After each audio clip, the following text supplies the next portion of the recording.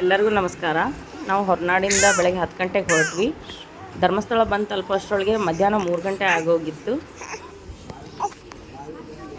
ಸಾಕೇತ್ ವಸತಿ ಗೃಹದಲ್ಲಿ ಮೊದಲೇ room book ಮಾಡಿದ್ರು, ಅಲ್ಲಿಗೆ ಹೋಗ್ತಾ ಇದ್ದೀವಿ.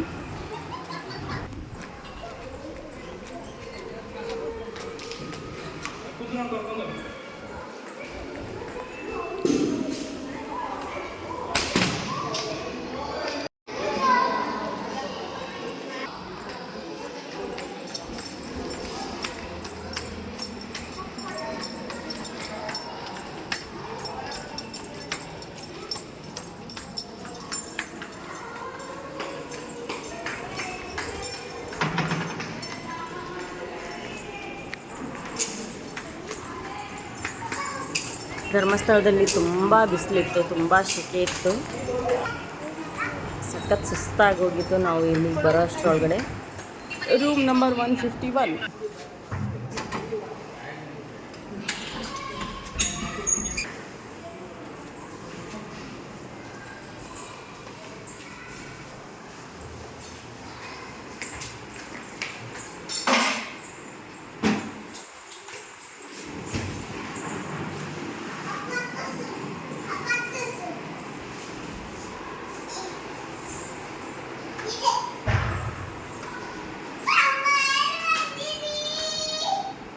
ರೂಮಿಗೆ ಬಂದು ಬ್ಯಾಗೆಲ್ಲ ಇಟ್ಟು ಫ್ರೆಶ್ ಅಪ್ ಆಗಿ ಆನೆ ಇರೋ ಜಾಗಕ್ಕೆ ಹೋದ್ವಿ, ಆನೆ ನೋಡೋಕ್ಕಂತ. ಅಲ್ಲಿ ಮುಟ್ಟಿದ್ರೆ ಮುನಿ ಗಿಡ ಇತ್ತು, ಅದನ್ನು ನಮ್ಮ ಪೂರ್ವಿಕಾಗಿ ತೋರಿಸ್ತಾ ಇದ್ದೆ.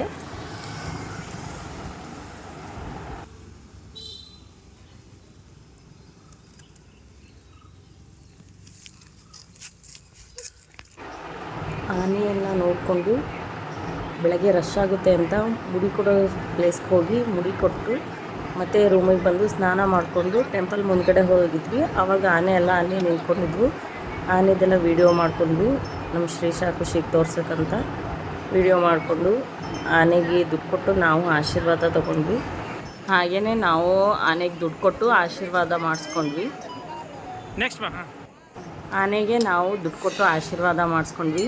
ನಮ್ಮ ಪೂರ್ವಿಕ ತುಂಬಾ ಹೆದರ್ತಾ ಇದ್ಲು ಆನೆ ನೋಡಿ ಆಶೀರ್ವಾದ ಮಾಡಿಸ್ಕೊಳ್ಳೋದಕ್ಕೆ. ದೂರಿಂದ ನೋಡೋಕೆ ತುಂಬ ಖುಷಿ ಪಡ್ತಾಯಿದ್ಲು. ಧರ್ಮಸ್ಥಳದಲ್ಲಿ ಯಾವಾಗಲೂ ರಶ್ ಆಗಿರುತ್ತೆ, ಅದಕ್ಕೆ ನಾವು ಬೆಳಗ್ಗೆ ಬೇಗನೆ ಎದ್ದು 6 ಗಂಟೆಗೆ ಅಷ್ಟೊತ್ತಿಗೆ ದರ್ಶನಕ್ಕೆ ಬಂದ್ಬಿಟ್ವಿ.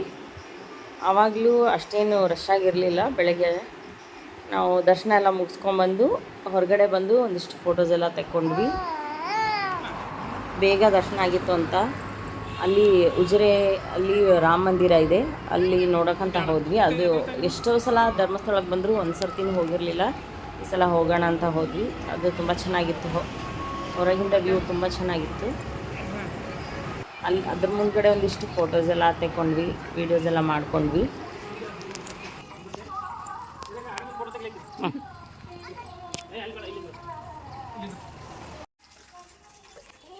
ನೀವು ಎಷ್ಟು ನೀರು ನಿಂತಲ್ಲ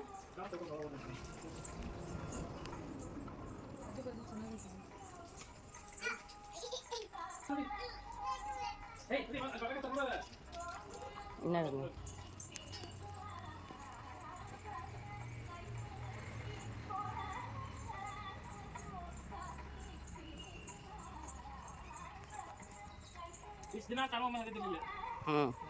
ನೀವು ಬಂದಿಲ್ಲ ಒಂದ್ಸಲ ಇಲ್ಲಿ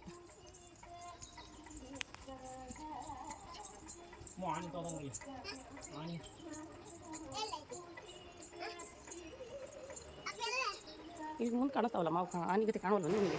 ಯಾವ ಟೆಂಪಲಲ್ಲೂ ಒಳಗಡೆ ಫೋಟೋ ವೀಡಿಯೋಸ್ಗೆಲ್ಲ ಅಲೋ ಇರೋದಿಲ್ಲಲ್ವ, ಅದಕ್ಕೆ ಒಳಗಡೆ ವೀಡಿಯೋ ಏನು ಮಾಡ್ಕೊಳ್ಳಿಲ್ಲ. ಹೊರಗಡೆಯಿಂದಾನೇ ಫೋಟೋಸ್ ಎಲ್ಲ ತೆಕ್ಕೊಂಡಿರೋದನ್ನೇ ಅಪ್ಲೋಡ್ ಮಾಡ್ತಾ ಇದ್ದೀನಿ.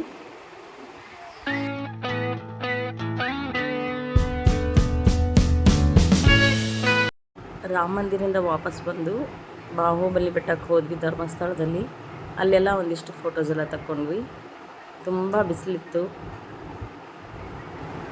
ಮಧ್ಯಾಹ್ನ ಊಟ ಮಾಡಿಕೊಂಡು 2 ಗಂಟೆ ಅಷ್ಟೊತ್ತಿಗೆ ಧರ್ಮಸ್ಥಳ ಬಿಟ್ಟು ಕುಕ್ಕೆ ಸುಬ್ರಹ್ಮಣ್ಯಕ್ಕಂತ ಹೊರಟ್ವಿ. ಮತ್ತೆ ಕುಕ್ಕೆನಲ್ಲಿ ಸಿಗೋಣ. ಬಾಯ್ ಬಾಯ್.